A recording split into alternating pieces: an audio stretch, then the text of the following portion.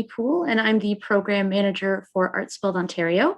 My pronouns are she and her, and I have chin-length brown hair, blue eyes, and I am wearing a black shirt. My background is that of a white, tall kind of closet door.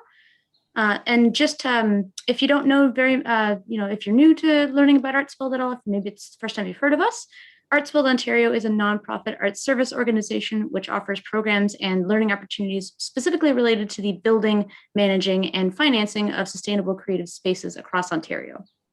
Artsfield Ontario commits to making programs and initiatives safe and accessible for all, and we recognize that Artsfield is a settler organization who values respectful collaboration with all the Indigenous peoples of Turtle Island, who continue to be our neighbors, friends, and colleagues. We've been really excited to work with STEPS to help plan and coordinate this panel as a part of the BIPOC Public Artist Residency. And we're really looking forward to hearing from everyone and just really seeing how discussions really blossom in this virtual space. So I think with that, I'd like to hand it over to Crystal. Hello, I'm going to just share my screen here in a second, but I want to say thank you so much for everyone that's attending so far. Thank you so much for the other panelists that'll be here. And thank you to STEPS Public Art and to Artsfield Ontario for presenting this really important panel discussion. And we know that we're going to have some really good conversations, and I'm really looking forward to that. So as we get started, we'll start with introductions, and I'll introduce myself first in my language, and then we'll go through and each introduce ourselves and describe what we're wearing as well. So hello, bonjour, Zongwe Binesikwe Dishnakaz, Makwado Dem, Bijiti Wabik Saging Adishnabek Ndojiba. So what I said was, hello, I'm Sounding Thunderbird Woman. I am from Rocky Bay First Nation, which is in Ontario, and I am from the Bear Clan. So you may call me Zongwe or Crystal. My pronouns are they and she, and I'm a two-spirit Anishinaabe storyteller, a writer, and a spiritual artist. And I'm also a mentor with MAWA and with this CreateSpace residency. So I'm really looking forward to, listening to your comments later and questions, and we're gonna have a really good time today. So a bit about myself. I use storytelling for social change, and it's really important to me. And I use a lot of new media, and I think a lot of Indigenous artists and creators are using, podcasting and long form sort of journalism ways to share our voices and Indigenous ways of knowing and being. So I produce and host a podcast called Under the Same Stars, which really highlights people who are Indigenous and non-Indigenous change makers who are, creating unity and really bringing people together across Turtle Island, which is now known as North America. It's in the second season, and I'm on a bit of hiatus because I'm actually creating a brand new podcast. I'm working with Journalists for Human Rights in their Indigenous Reporters program. And I'm really leaning into my two-spirit spirituality, and two-spirit people in my culture really embody the energies of the sun and the moon. And we say that's like masculine, feminine energy, but we carry many spiritual teachings. And that's what I do through my painting as ceremony. And it's really important to me because when we share our voices in all of these different ways, it is medicine. We are taking up different spaces. And with COVID, we know that public art has had to shift into virtual spaces, and we're going to talk a lot about that today. And I'll share a bit about my own journey and how I use expressive arts. And I'm actually professionally trained as a nurse practitioner, and so I've worked a lot with Indigenous populations my whole career. I've been a nurse practitioner for 10 years and a nurse for 15. But I was seeing that I needed to make social change and change in my communities in a different way. And I found that through media and through expressive arts. And I'm doing my PhD in nursing at Queen's University using expressive arts as a form for treating trauma. And so looking at decolonizing trauma work using expressive arts, or voice as medicine and storytelling as medicine. So, just really grateful because I grew up, in a really, really difficult situations. My mother is one of the missing Indigenous women in Canada. She's presumed to be murdered by Robert Pickton. And so I grew up as a child in the foster care system. And so as I've, gotten support through the years, I would like to use my platform to help others who are also trying to get their voices heard, and, using my privilege now and my platforms to raise other voices for Indigenous people and allies too. So really, really grateful to be a part of this conversation today. So I would like to introduce myself. Oh, I didn't even describe what I look like, I guess. So I have short, dark, wavy hair is kind of parted to the left. I'm wearing a black shirt and a white cardigan with black polka dots on it. And my background behind me is an orange wall with a purple and black tapestry with a lot of things. Maybe I shouldn't have so many things behind me. But I guess I will acknowledge my drum behind me. And so I'm a hand drum carrier as well. And above me is a piece of my own spiritual art, and that's a Thunderbird, and that's part of my spiritual art. And yeah, so I'm actually going to pass it on to Alica Hall now. And so I'm going to introduce you. So Alica Hall has been working at the intersection of art, communications, and community development for the past 10 years. Her curatorial practice is driven by a desire to explore identity and power. And her curatorial practice is driven by, oh my goodness, a desire to explore identity and power, excavate lesser known stories, and a commitment to expand visual narratives around the Black experience. Alica also works to build capacity and resilience in communities that she's a part of. She's worked as a curator, programmer, and communication strategist. And in 2018, she took on the role of executive director of NIA Center for the Arts. And NIA is a Swahili word that means purpose. In her time at the center, she's launched the first residency program, created the first Black art fair in Toronto, as well as private exhibits, and is now heading up the renovation of the center to transform the 14,000 square foot facility into Canada's first professional multidisciplinary arts facility dedicated to supporting and showcasing Afro-diasporic art. So I would invite Alica to introduce and describe yourself and say any open remarks, please. Thank you, Crystal. Yeah, so I am a Black woman wearing a black shirt and as well a cheetah print head wrap and gold hoop earrings. I am on this digital space out of Toronto, Takaranto, and my background is a blue wall. There's a white bookshelf, lots of books, and some green plants. And yeah, I'm really excited for this conversation.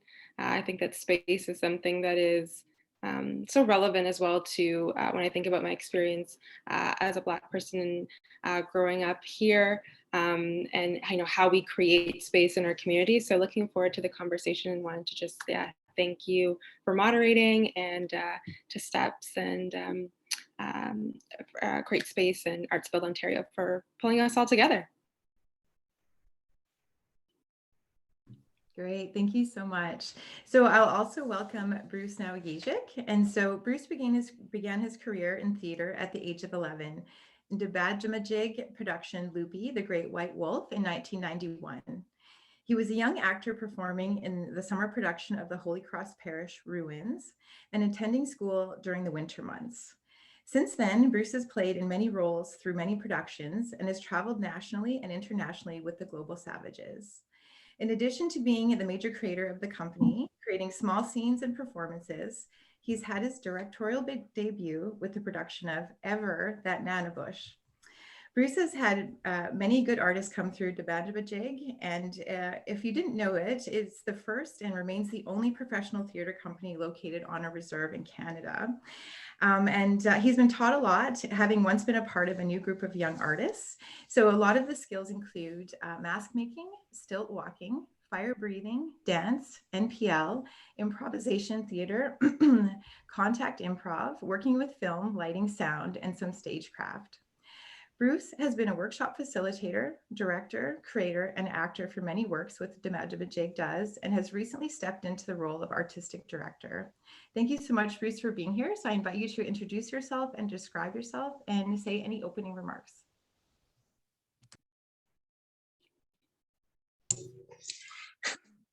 Hello there. Shall I do the describing thing too? I'm Bruce. I have glasses on my head so I can see up close at times. I'm wearing a yellow shirt. My background is my bedroom. It's a tan wall with a closet in the back with brown trim and a few Lego boxes from the kids and a couple of clothes hanging up and a shelf and some stuff hanging on the wall in the back. I really can't see what the other. Oh, it's a hat and a Mother's Day post. And I'm brown. Really glad to be here. I'm actually a little nervous, tell you the truth, but glad to be here. We had some conversations earlier too, so it's kind of all set in my head what I want to bring and share to the group. So miigwech, thank you for having me. Great, miigwech. So, and you know, in that sense, I feel it too. I think it's like energy, right? This excitement. We're so excited. Our spirits are just like, just so excited to start talking. So I might want to give us all a second to kind of ground ourselves and start us off in a really good way. So we can have a really good discussion and just be just like really open. And again, I'm a spiritual person. So I like to call in spirit and just give us a minute here. So I'll take a few breaths together. And I just want to say, miigwech Creator, thank you for being here. I want to say, you know, thank you for inviting everyone across the virtual realm. It's so exciting. You know, it's what's really exciting about COVID is, you know, a positive. It's brought us together in different ways. And I think I'm just hoping today and asking the Creator to please help us, you know, talk about this in a good way and how, you know, we can use art and share art in the digital realm and what that might look like in the future. So please let this conversation be done in a good way. And thank you so much. All right. Okay, great. So again, thank you so much, everyone that's here. And thank you for anyone that's joining on Facebook Live and who will be watching us later on. It's just really great that we'll have this opportunity to revisit this, and it'll be shared on this digital space, right? So we know today's panel discussion, we're going to talk about physical artistic space and how those spaces are being reinterpreted in the digital realm. So we know, again, since the start of COVID-19, many artists and creators have had to shift into the digital realm and to kind of reach people, right? And get their art out there and their voices out there. And so we'll start off with the first question. So how has COVID-19 changed how creators engage with the public? So you could talk about your own experience. You could talk about, you know, changes in accessibility, maybe technologies that you use that you didn't use before, areas that are succeeding, things that you had to shift or grow from, and things that you thought might work and didn't work, and just sort of, you know, what has your experience been since you've had to shift into the digital world? So if we can, I'll start with Alica. So I know that NIA Center for the Arts hosts a lot of professional development. You've got lots of opportunities for mentorship, exhibitions, all of these kind of events. So how has COVID-19 really changed how the center engages with the public? And again, you can speak to that with your own professional experience or with the center as well. Yeah.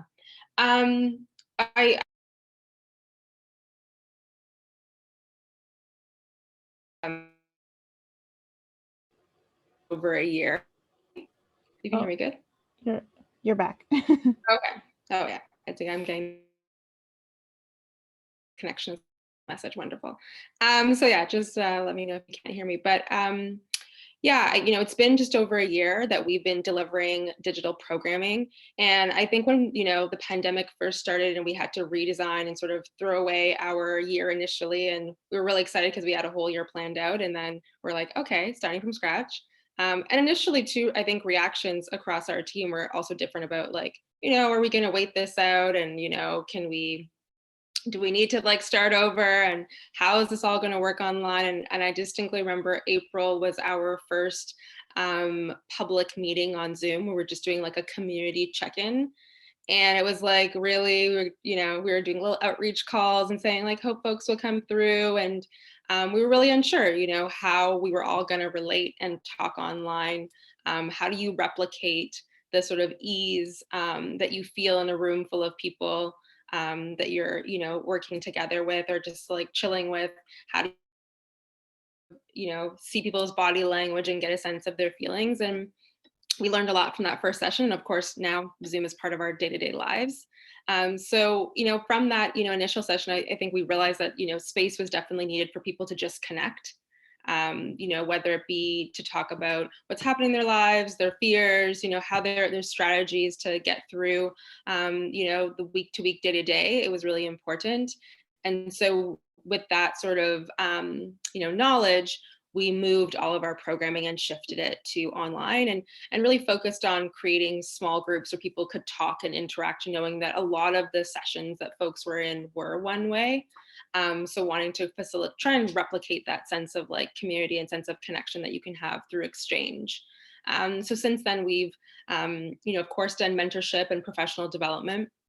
We also at this time, wanted to pay tribute to the ways in which artists are helping us get through these times. We're all, I think, a lot of the general public is reading more and listening to music and returning to books and poetry. And, we created a video called Keep That Energy that honors the ways in which particularly Black artists, who are creating and who are not creating during these times, but continue to sustain us with their wisdom, energy, and output.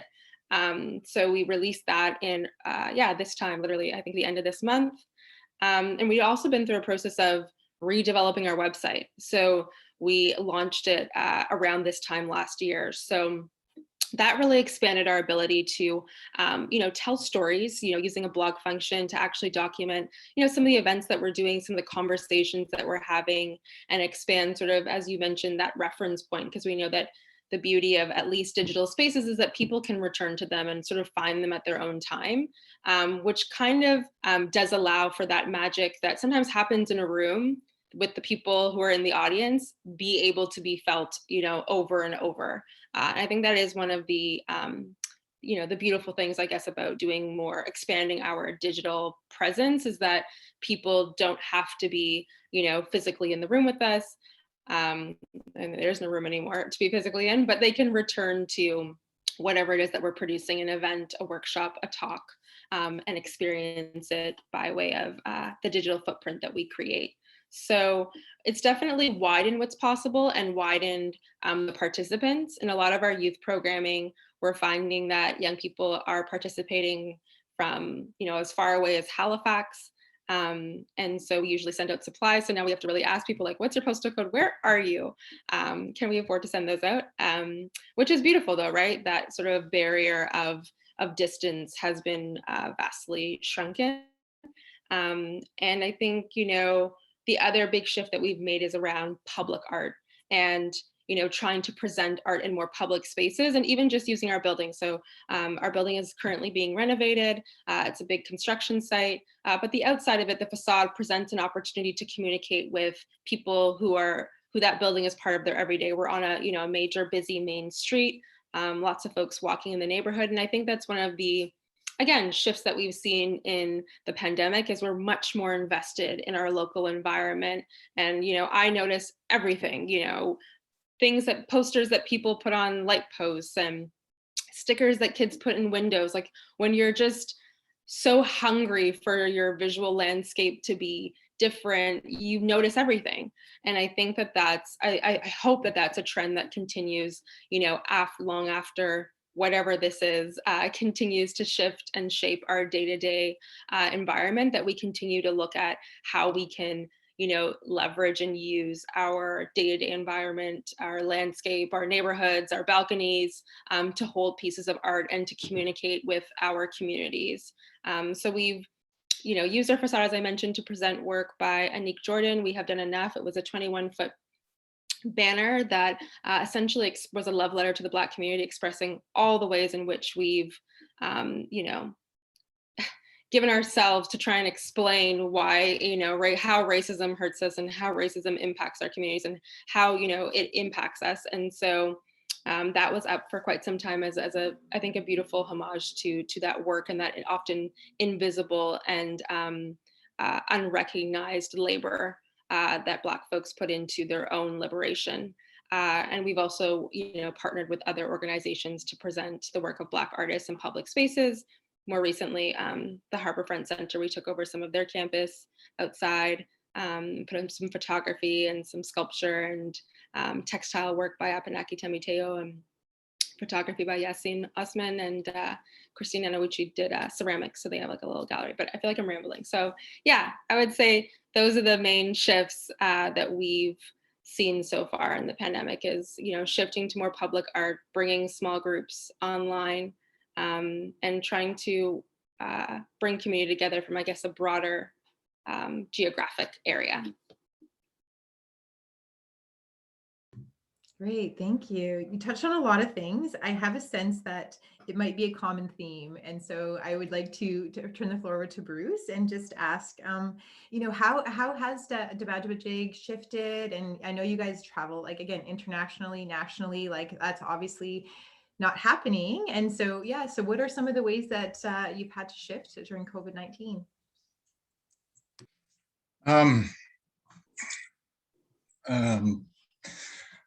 Basically nada. We couldn't do anything. But what we did find out, because the Naokwegijig has been growing all these years, and one of the things that we've that was built in our building is kind of like a what do you call it? Like a TV station. So you can, you got multiple cameras, and then you can see what camera's doing. So it's like the switch station of a news channel, I guess. So that was developed a long time ago, and we didn't really have a use for it up until COVID came. So, and I think we were already in the works of doing our festivals, our Wakumkong Arts and Music Festival, and also our 6 Foot Festival. So that was in the works. So we kind of figured out how we could do this. And one of those things that we came up with is a digital adaptation strategy. So for us, it was literally talking about that. How could we go into offering stuff that we can do online? We weren't allowed to travel. We're not allowed to go anywhere.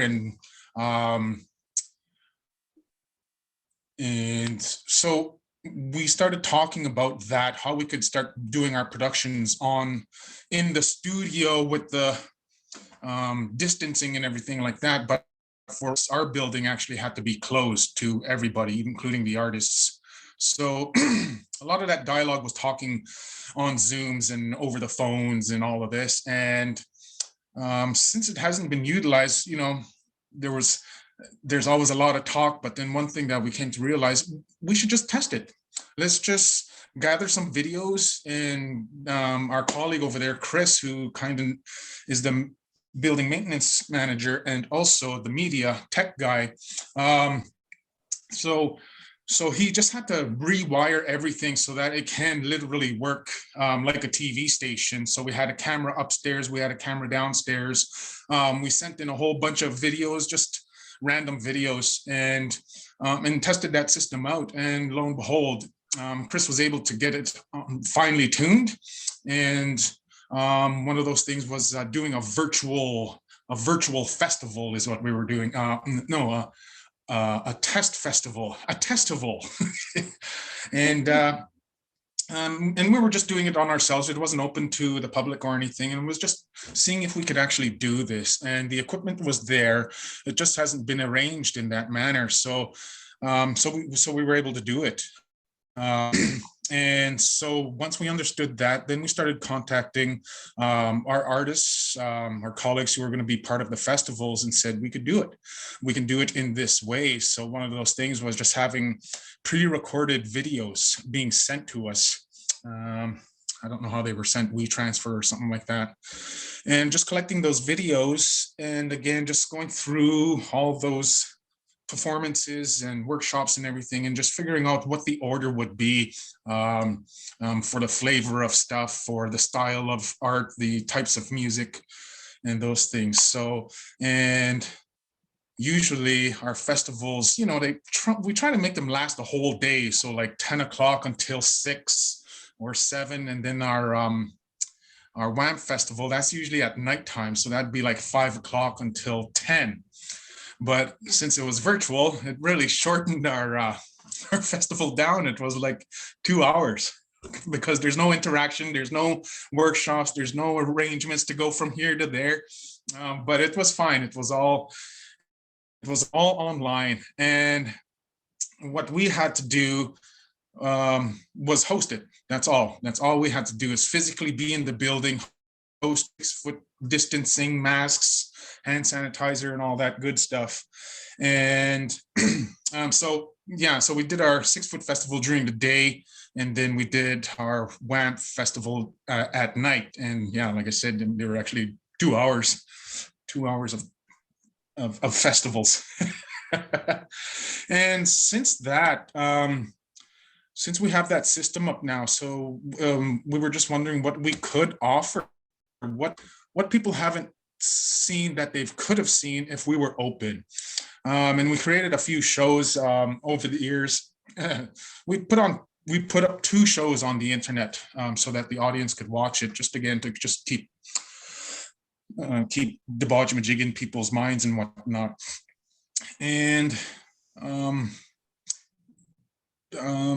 since then, we're still trying to come up with new ideas for something that we can put online. And one of those, I'll say, my restrictions that I put on our group is don't put anything, just anything up on the Baja's website, because there's this mentality that it has to come from the Bajamajig.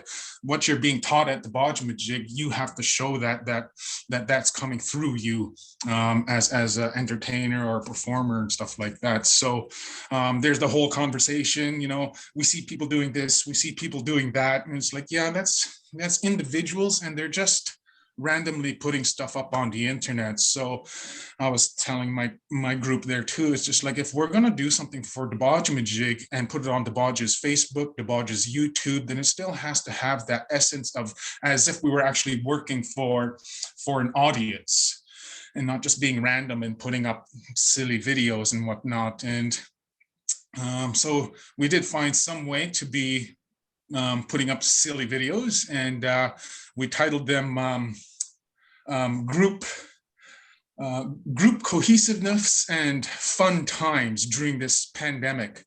And so the group was, so one video we did is just horse racing, paper horses. I don't know if you've seen those, but we did a little race of that. And then we did the boat challenge, because it was raining one day really good and water was coming right through our driveway. So it's like, hey, it's a boat race day. And I won all of those. Hooray. But again, just fun camaraderie, things like that we could just show to the audience again. Like, so one of those things also too is having a little window inside of the Bajamajig. So now we have this new summer student. So that's what we're going to ask him to do, is just go around and random questions, random conversations, and then it's like looking into the workings of the Bajamajig and seeing the staff. So that's kind of one thing that we're going to keep going on with. Yeah, so just trying to think of how we could actually just keep generating stuff in the Bajamajig's lens so that we can produce it for Zoom and everything else like that. Yeah, I'll stick with that. Wonderful. Thank you so much, Raj. So I think from the both of you so far, there's been a lot of talk about community, right? And connecting with community. We know that this is a really big part of public art and sharing our voices and also witnessing that, right?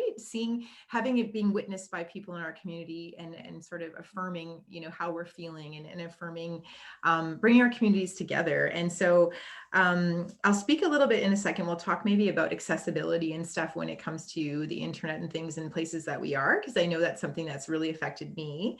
But in my own practice, again, it was the same thing. Like, how am I going to connect with the community, right? So with my podcast, Under the Same Stars, like, I prefer to do face-to-face interviews if I can. And so that wasn't happening anymore, right? Like, I did remember doing my last face-to-face, we both had masks on, and it was just so very uncomfortable. And I'm about relationship building, right? So like, you can't see someone's face. We know how hard that can be, right? We want to see their expressions, and like, I'm a very expressive person. And so like, you can't see very much under a mask. And so I sort of had to go, well, I want to kind of put this on pause for a minute, because I want to do this in a really good way.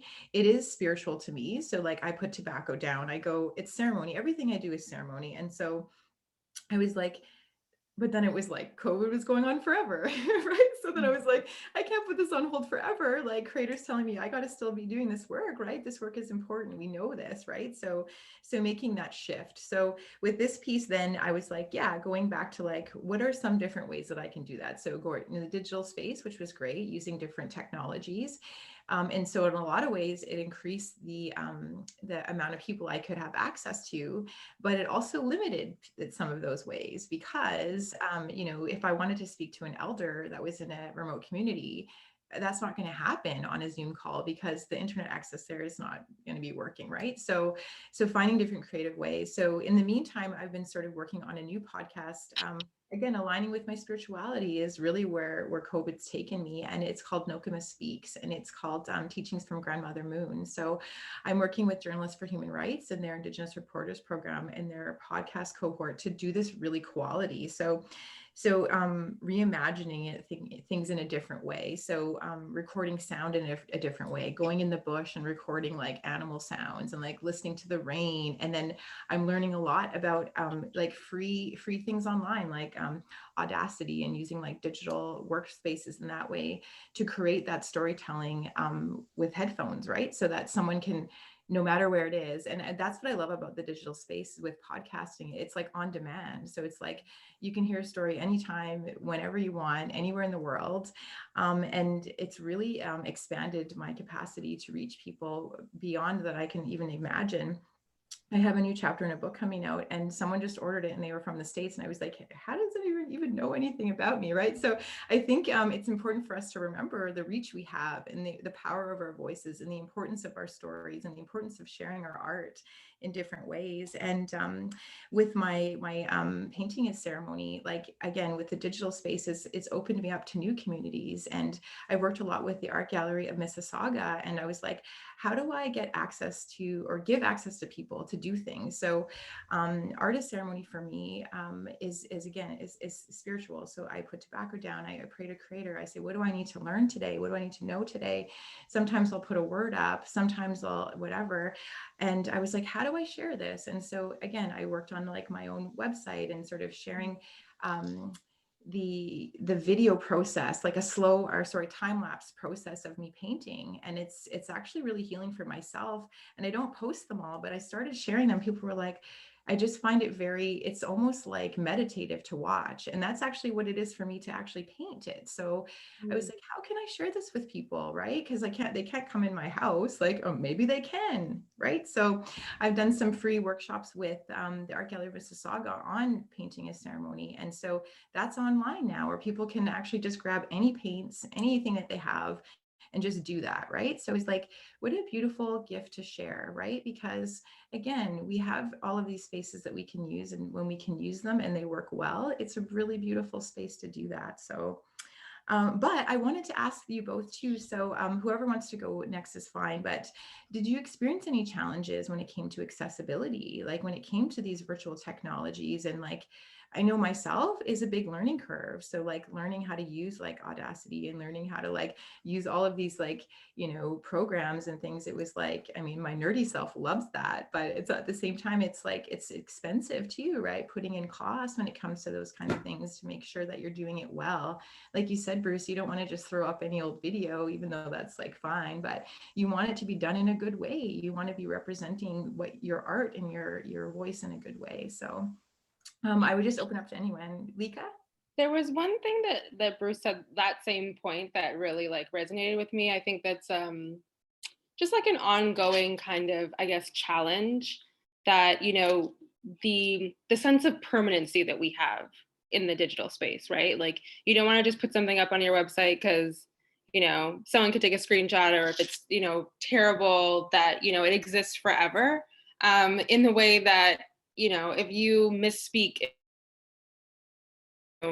it's just the people in that room that experience that, right? And of course, you know, people can talk about it for years afterwards, but it's that sense of permanency that sometimes the digital creates, that can be, you know, great in one hand. On the other hand, it's like, okay, but this is going to exist forever, so should we do that? Or, you know, just, I think that thing into it, and I think that can sometimes be challenging in that I think as arts organizations and just generally as, digital citizens, I think we're very young in our growth and understanding as digital citizens, right? As people who have access to technology.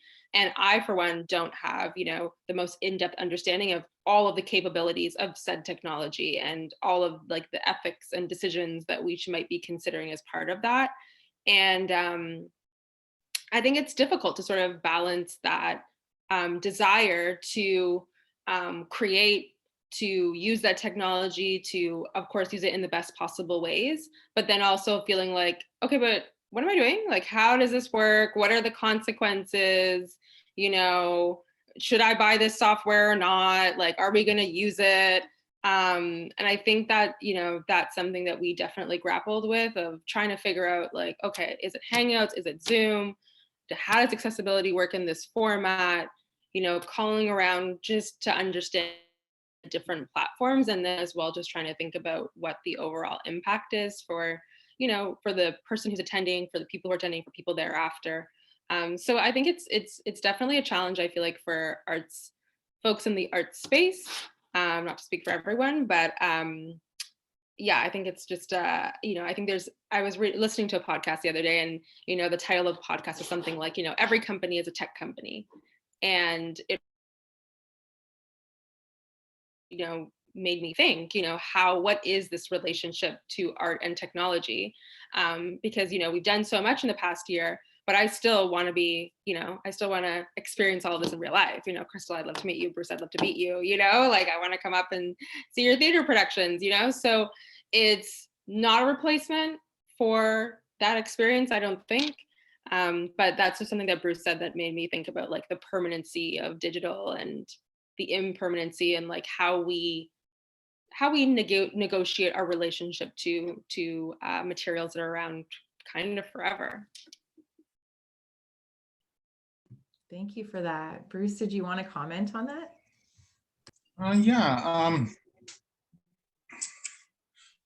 Yeah, just a lot of learning too on all these new platforms, like how to bring up the chat, how to bring up whatever, and sharing your screen and stuff like that.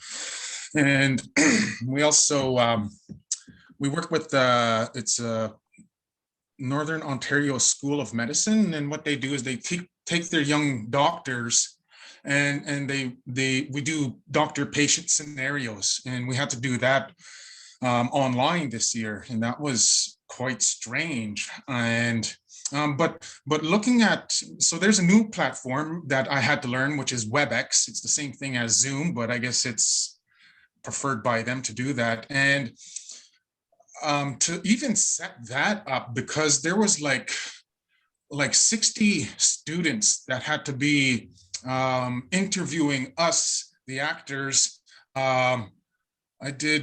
Each one of our actors did, I think it was 9 interviews in one day. I think we did 4 in the morning and then 5 in the afternoon.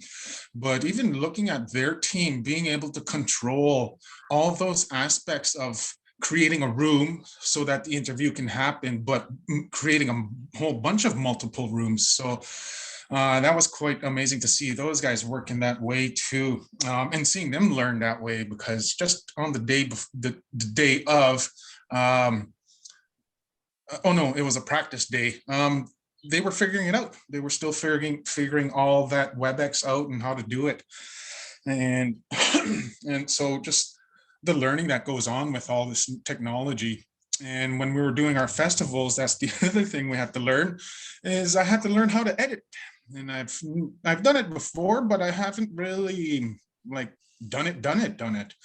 And when we were doing our festivals, it was kind of time crunching too. So we have our main editor at the Naokwegijig. His name is Chris DeForge.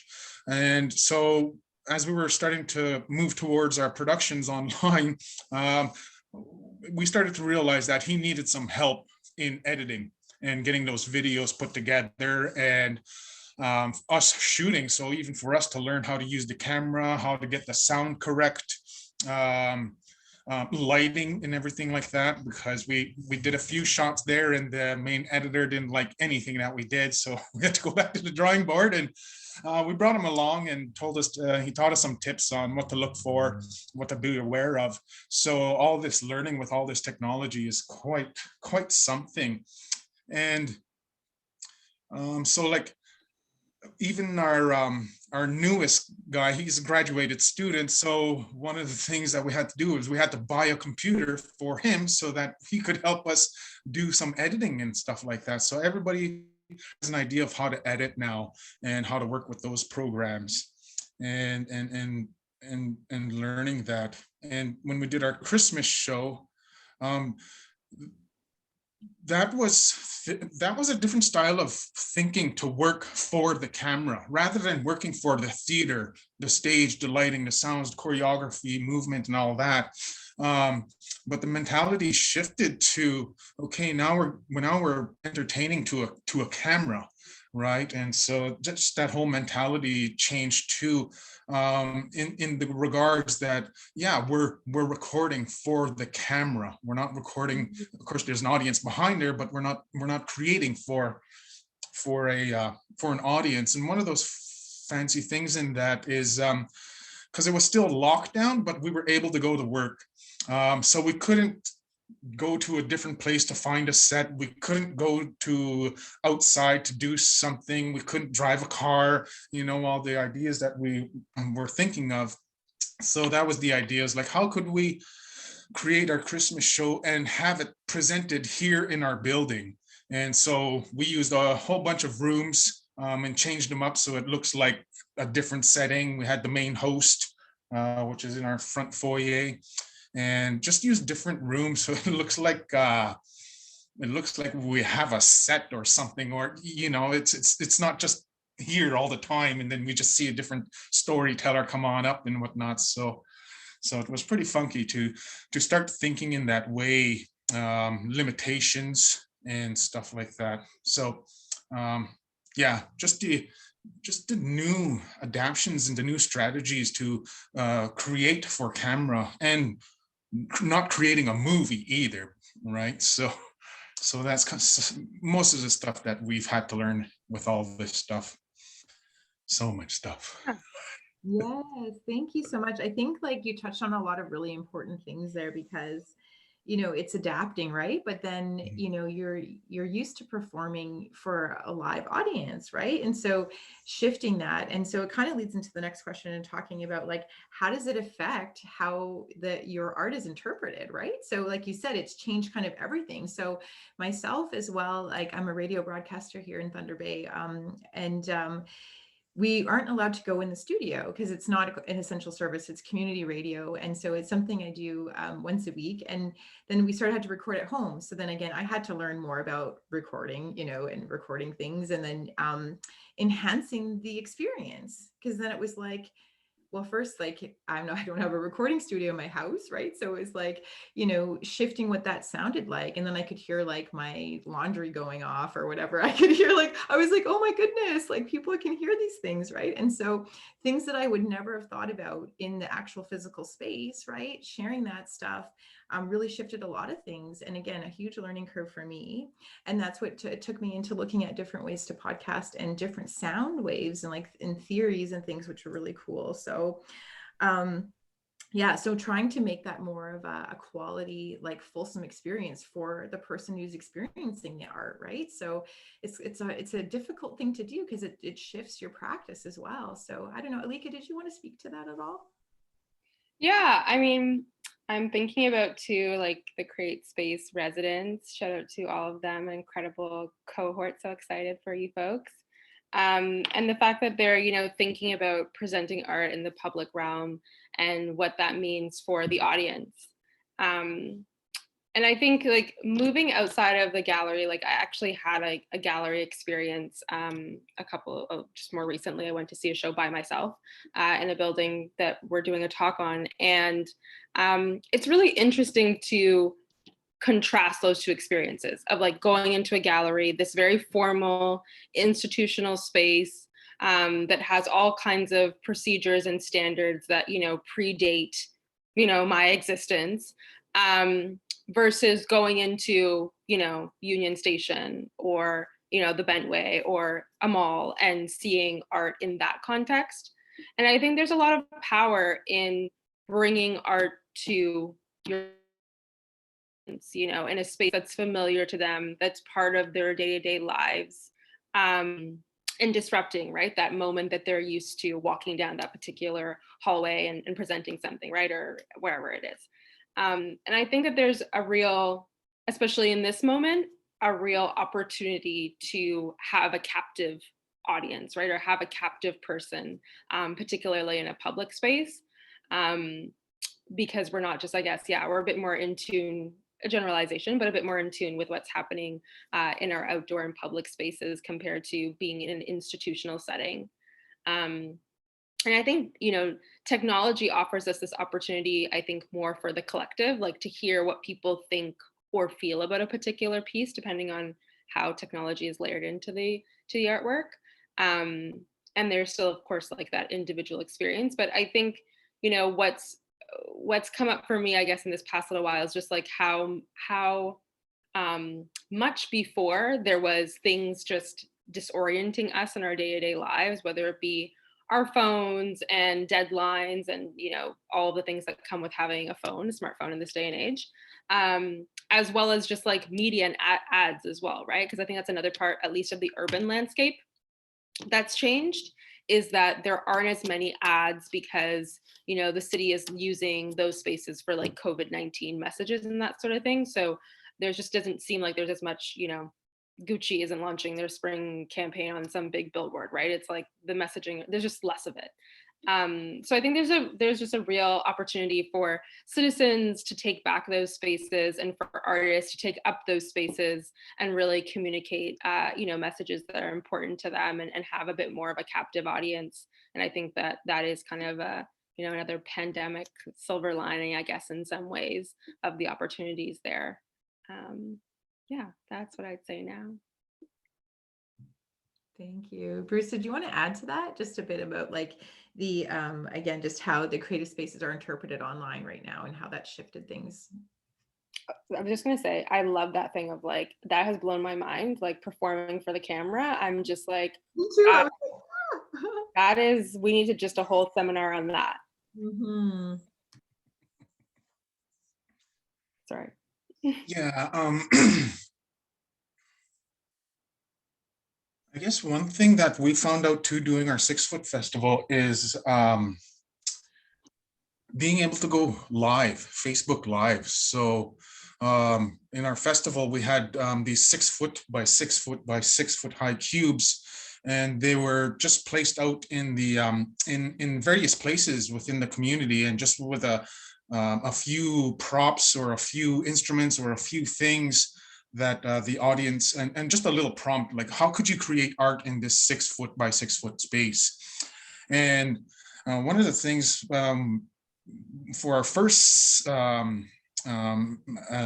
audience engagement was a trio.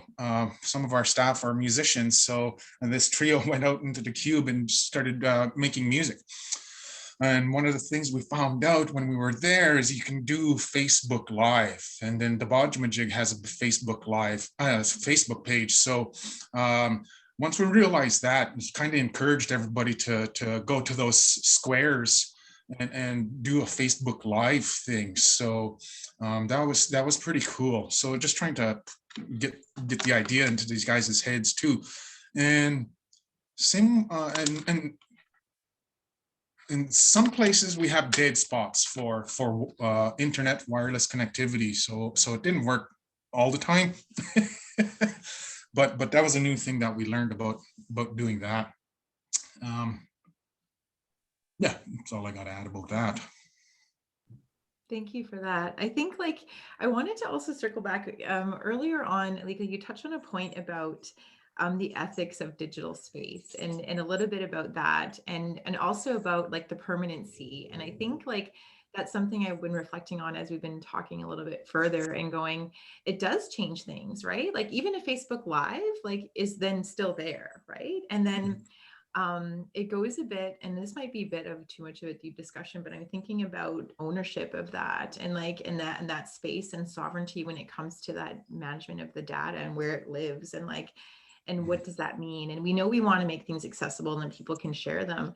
And just making sure, again, ethically, that it's being done in a good way, I think is interesting. So I'm not sure, like, if you guys wanted to touch on anything about that, because it's just something that's kind of sticking in my mind, that I was like, yeah, like everything is sort of just there forever now, right? Like, and any little misstep or mistake and whatever perceived mistakes we have, right, is like one, for myself in the radio show was like a big, like, sort of eye opener for me, because I was like, when you're live on the radio, like you're just going and you just, it's like the thrill of it, right? The same as theater, right? Like that it's performing, it's like, and then it's done and you're like, oh, right.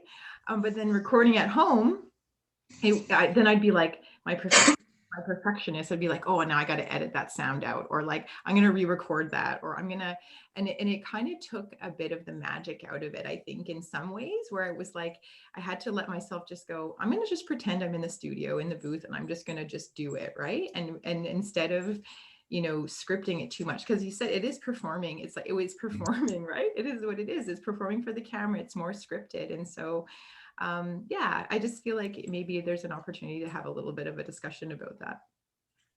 Yeah, it's an interesting dynamic, because I feel like that's what people praise about technology, is its ability to bring down the curtain, you know, reveal a person. You know, we look at like how celebrities and our perception of them has changed. Now we can see where they live and, you know, what they do on a day-to-day basis, or artists are showing us, you know, they're behind the scenes. Like, I mean, for everyone, right? It offers an opportunity to reveal a bit more about yourself. And we can debate whether or not we need to know all of that to begin with, but it's there, it's an option, right? But then it does, yeah, come with this question of like, who owns that data and who cares for that data and who organizes that data? And I feel like we have more data than we know what to do with, right? And it also, I think you start to hoard it because you think all of it's valuable, right? So one of the things that we, you know, learn through this process as well is like, you know, if people are communicating in the chat, that's also a data point, right? It might be like the equivalent of like someone filled out a survey at the end of the event. That is, you know, a form of data, and so is the chat. If people are in the chat like, hey, this was amazing, or I learned X, it's a form of information. And so in working with some of our evaluators, they're like, yeah, if you have a copy of the chat, you can, you know, send that to us as a data set.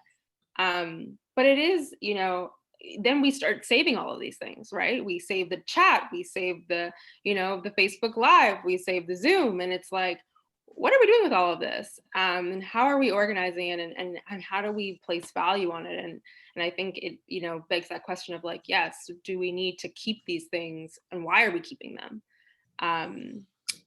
So it's an interesting place, because you have all these options, and of course, like there are, you know, events and opportunities where, you know, I was doing a panel discussion the other day of, you know, Black Canadian writers, and there was one, you know, someone was calling in from British Columbia, another was in Halifax, you know, one was in, you know, Durham, someone was in Montreal, and so it just was really beautiful to have this almost pan-Canadian-ish, you know, conversation, at least from a distance perspective. And, you know, that would have taken so much resources previously, right? It would have been so expensive and, you know, much more difficult to coordinate. So there was so much beauty in, I think, bringing that conversation together.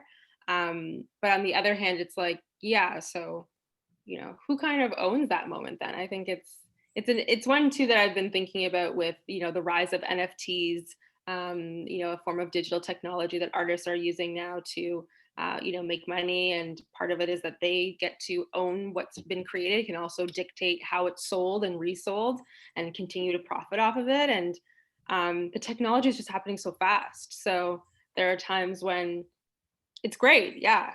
But on the other hand, it's like, okay, so what are we doing exactly? Like, what's happening here?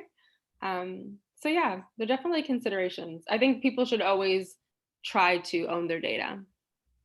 That's my 2 cents. Yeah, for us, we I guess there's the idea of just putting stuff out there, but then, yeah, do you own it? So that was one of the things that we had going on for us is we put up 2 performances on YouTube and Facebook, and it was a limited viewing. So I think we put it out there and the people only had like 3 days to view it, or I think it was maybe 5 days scheduled viewing. So it would play at 7 o'clock for those 5 nights. And I think it would be shut off after the show was done. So there'd be no link to go back to it again. And the other one, our Halloween show, it was just telling Halloween stories. So what we did is just let that be free. Don't worry about it. It's up on YouTube now, I think, and it's just living there. And so I think it's just that type of content that we're putting out there too, that you don't want it out there forever, but here's a little glimpse of time you could view it and everything like that. Because one of my I guess bugs me, I guess, is a little bit, is like, if we're creating this show with a great meaning and a great story and great characters and everything like that, and then we just give it away to the audience.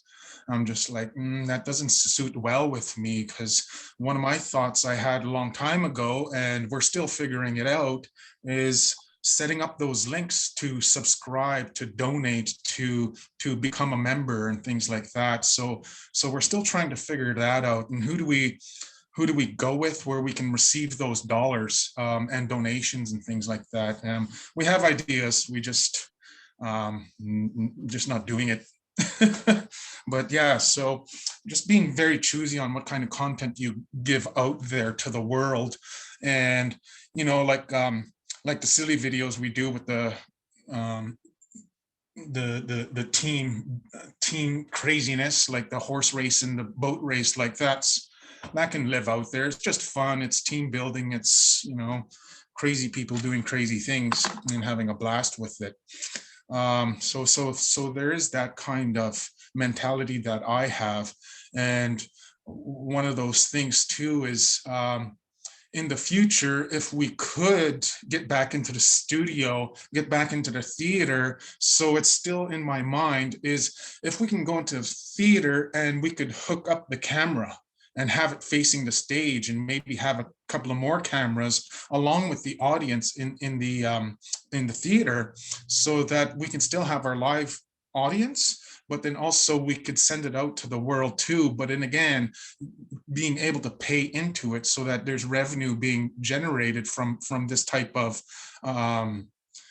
we're calling it hybrid here at the Barge. So there's audience there's people in the audience, and then we have the camera audience. So we started calling those hybrids. So that's what I'm thinking about now too, is being able to do those kinds of events when we're doing them. And our last, we call it seed swap. We do this thing where we swap seeds here on Manitoulin Island. And again, that was one of those things where it was a hybrid audience. We could only have like, what was it? I think it was like 20 people in the building at that time. So 20 people in the audience, and then whoever watched online. So just combining the two in a way. So yeah, that's all I'll say about that. Yeah, thank you. I think like it's really cool.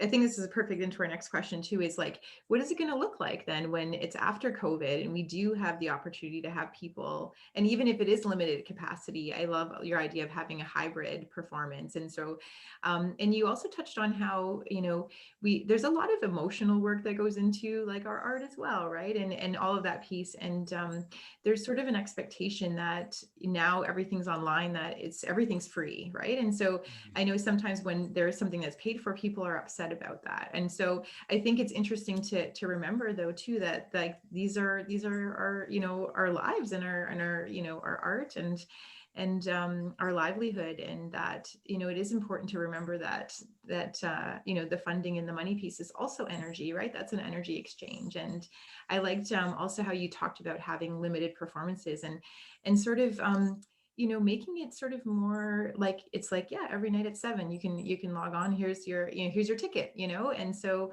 that hybrid thing is really interesting. So I wonder, maybe Alica, if you can speak to, what are some of your thoughts maybe for the NIA Center going forward? Like, when you can start still having people coming, will you still be looking at virtual technologies and incorporating some of the same things, or like, what thoughts have you guys been having? Yeah, definitely hybridity, I think, is the way of the future, especially when I read these articles about how long this could go on, but we won't go there today. But I think, like, even if we look at it just from a point of being able to involve more people in a conversation, and for us to, thinking about Black communities in North America, we are part of a diaspora. We're dispersed peoples, and so the ability to connect the experiences of people in Toronto with those, who may have been here for multiple generations, in Halifax with, African Americans, with people in the UK, is a really, beautiful and rare experience that we haven't been able to facilitate. So, I think the hybridity opens those possibilities up and continues to allow people to participate from all over. But of course, we want to bring people back into a building, back into a space to have those kinds of experiences together. So I definitely feel like hybridity will be part of the future of the space. And as well, thinking about how technology can like augment or enhance people's experiences. So like right now we're working on redesigning our website again to include like a gallery functionality, so that we can present more artwork on our website in a way that we feel is good and feels good to us. And we'll have a gallery in the future space once it's renovated. But of course, online just opens up the physical, like the number of artists that we could show, as well as the audience that can access them. So it's interesting because I feel like the pandemic has made us focus more on our local communities, but at the same time, we continue to live in a globalized, economy and world. And so there is that clarity too on the interdependence between our, this like every single nation and every single community and its relation to others. So I think that's another kind of beautiful thing that I guess I reflect on, is we have to be sort of aware of how we're all connected more than ever. And so I think that's a sentiment we want to continue to bring into our future space. But, in terms of technology, I think technology, we're doing a bit of research on that now too, to like try and think about what technologies can help us in the actual functionality of the building. And there's lots of things like, software that helps you with event booking, and, technology that helps with, automation of temperature control, so that the building, across the board feels, right, or has the right temperature based on specific rooms and the number of people in it. There's things like door access, even more recently, when we started the Artists in Residence program, at the time we were still using like a single key to get into the building. It was mostly just me. And then we were like, okay, we're gonna bring in these residents. They can't be using it. We can't copy a key. So technology allowed us to, move to a pretty simple fob system where we could, program those fobs and give folks access for, like a 12-hour period, and, they don't work after a certain time. And that was really helpful to us to, expand access to the building, but doing so in like a safe way that didn't, require people to have all these, manual keys, but, if they lost their fob, it wasn't the end of the world. So we continue to look at technology and software that will help us to operate the building and make it accessible for, we're thinking about, of course, membership, and how do we create access for members and artists, who want to use the space to both create and present. So there's still lots of research on from a functionality standpoint. And I think, we're also considering, is our HVAC system strong enough? Do we have enough filters? Learning, of course, from this iteration of the pandemic. But I think, yeah, technology will definitely be layered into the functionality of the building. And then in terms of art, I think we want to continue, of course, to be able to stream events live from the facility into, communities and reaching our audience as broadly as possible.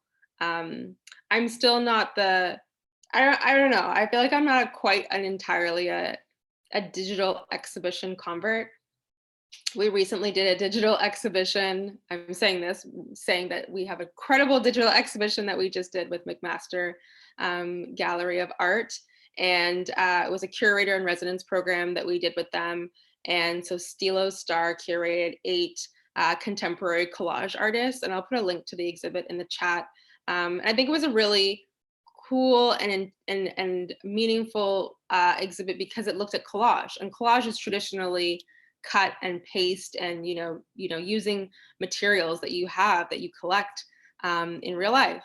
And so the exhibition explores both the traditional cut and paste collage as well as digital collage. So again, tapping into the use of video and images that are already digital in nature. And the website itself was actually coded by one of the artists. So he created this really immersive experience using a variety of code. And yeah, there's instructions and sort of an overview in it, but it's very immersive and very conducive to the themes, right? All of the artists were exploring Afrofutures. And I think the beautiful thing about technology is it does allow us to construct and imagine new futures that don't have the limitations or constraints that we necessarily have today or in real life. And so that ability to imagine a future, especially for Black and racialized communities, can provide a sort of freedom and self-determination that we don't always have. And so yeah, I really felt the exhibit challenged and allowed the artists to explore those both contemporary and historical manifestations of Afrofutures. And I'll drop it in the chat so folks can see it. But yeah, I think the artist did an amazing job of creating an immersive experience, but I'm not the biggest fan of like galleries that try and mimic a traditional gallery setting, or websites that mimic a traditional gallery setting. I feel like you need to just go the completely opposite direction of just presenting art in new ways. Thank you so much. Yeah. And I love how you said presenting art in new ways. And this is like what our discussion has been about this entire time, which is so great. And I'm conscious of time, so I want to give time for question and answer as well. But before we end, I wanted to see, Bruce, if you had any final thoughts or anything you wanted to add to the discussion about going forward. And then I'll have Alica and then myself, and then we'll open it to the floor. Well, I said what I said earlier, just trying to get these cameras into the theater. And one thing that we found out also too for us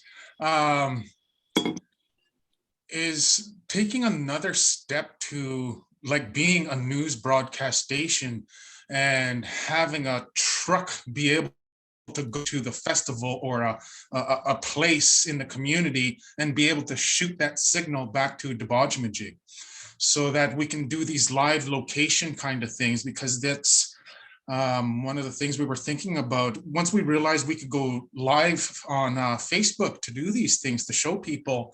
So the idea is to bump it up even more.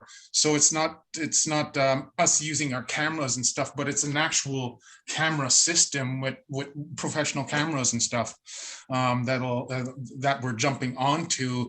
And I think the only thing that's the problem is you have to have a direct signal to satellite or something like that.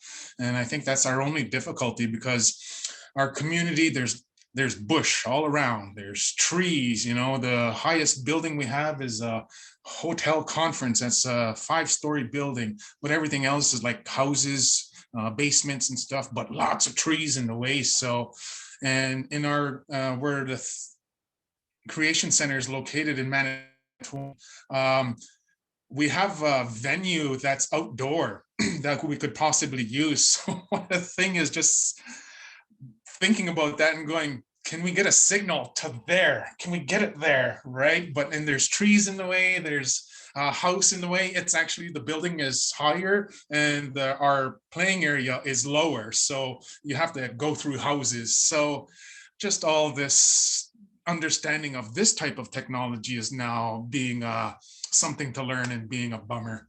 And so with that, when we think about being able to do that, that's literally what it is, so that we can now go to different areas in the community, because we can't create in the theater, but also we do a lot of outdoor exercises. We do a lot of things, and we have a garden. We do a lot of planting. So and taking care of our garden. So just again, having that eye, a window into the Bajamajig again, whether it's rehearsed or even live in that manner, because I think most of us right now are able to do live things, because a lot of us present in front of the audience. Sometimes they're unrehearsed. We do a lot of workshops. So this idea that we could possibly go live unscripted and things like that to add a little bit more to this platform for the world. Yeah, cut it off there. Thank you so much. Alica, any final thoughts? I guess one consideration that I think about in curating work that's going to engage with the public space is a bit more about the audience. I think I've been thinking a lot about audiences over the past year, in part because I feel like ours has changed.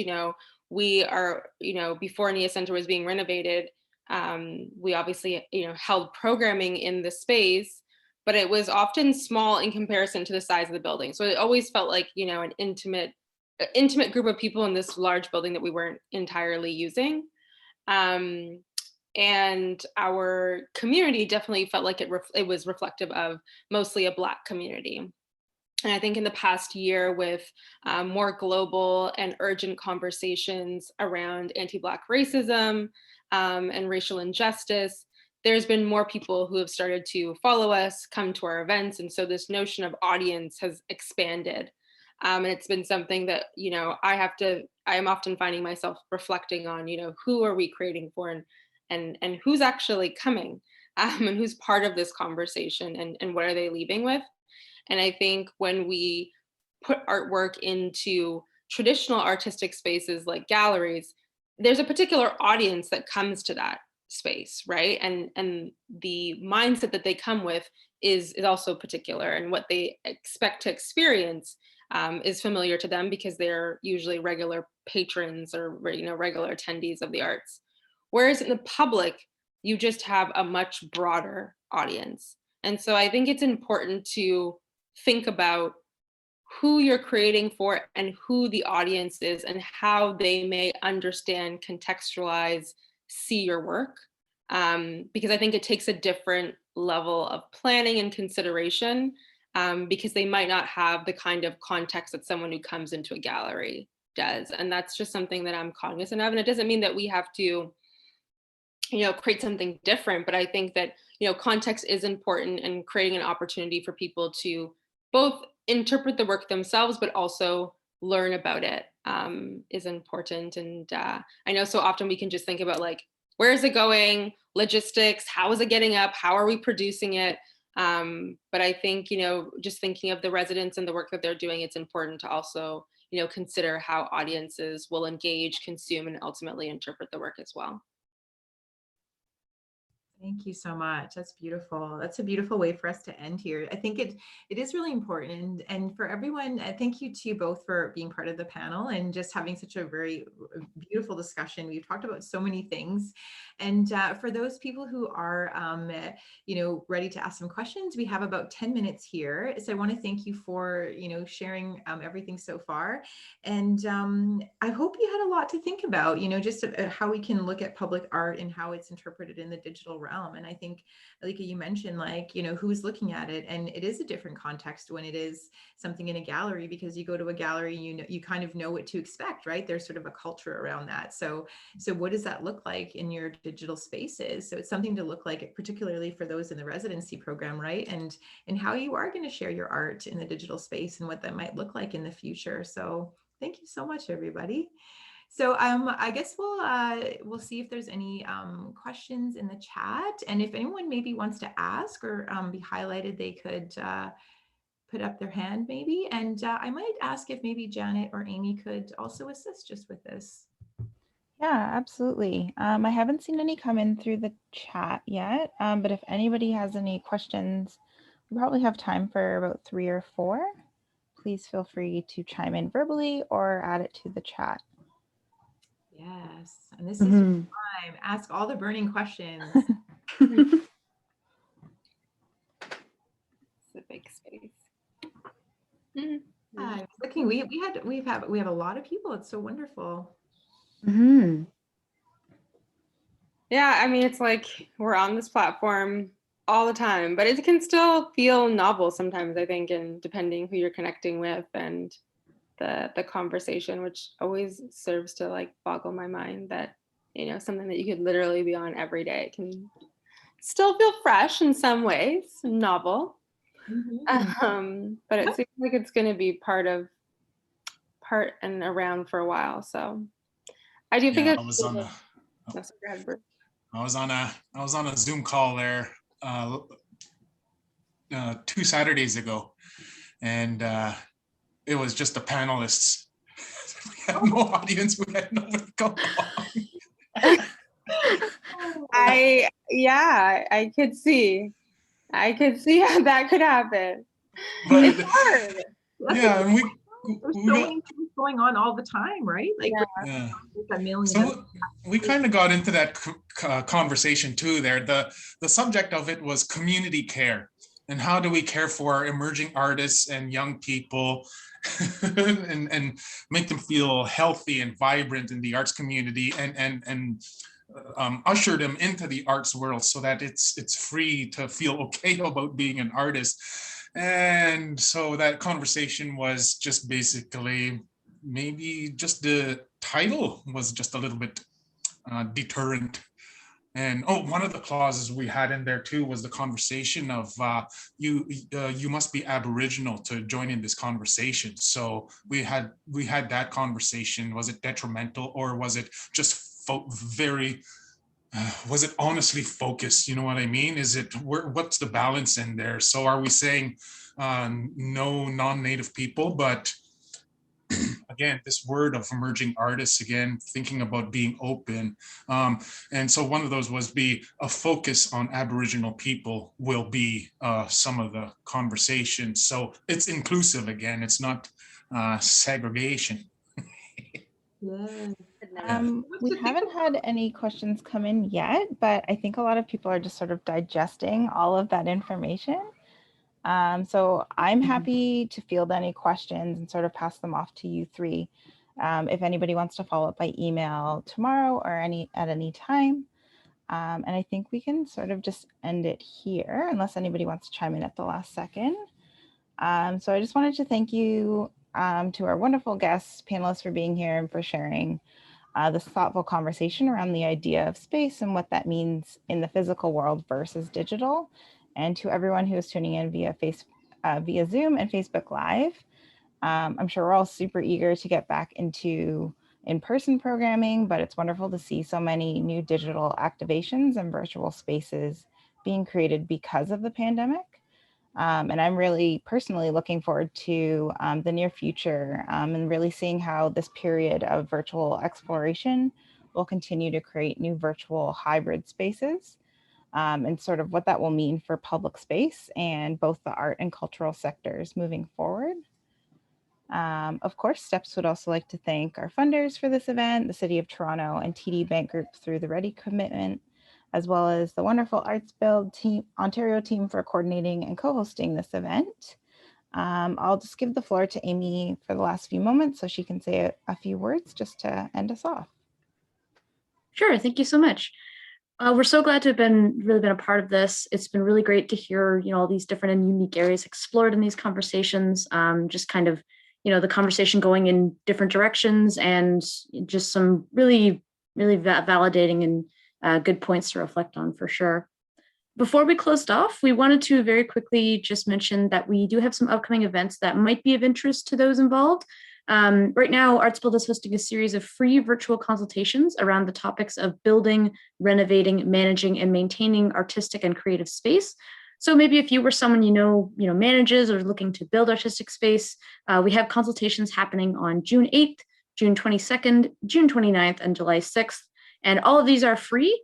They are open, they're targeting the catchment areas of Cambridge and Guelph. However, they are open to everyone because if we have, slots available, we would slot people in if they're interested. And we've had many people from outside of these catchment areas already. So, feel free if you're interested to register. We'll just drop the link there. We're also supporting a project known as the Indigenous Creative Spaces Project. It's led by an Indigenous Advisory Circle and co-conveners. The project aims to help build a knowledge base for Indigenous artists and arts groups on what is needed to develop sustainable Indigenous-led sovereign creative and cultural spaces. So if anyone's interested in more info on that, we have dropped a link to the web page in our chat box there. And yeah, we're very grateful to really have been a part of this dialogue, and we look forward to seeing how the Public Artist Residency Program unfolds for everyone in supporting your artistic practices. Great. Thanks, everybody. I hope you all have a wonderful evening. Thank you so much. Thank you. Thank you very much for having us.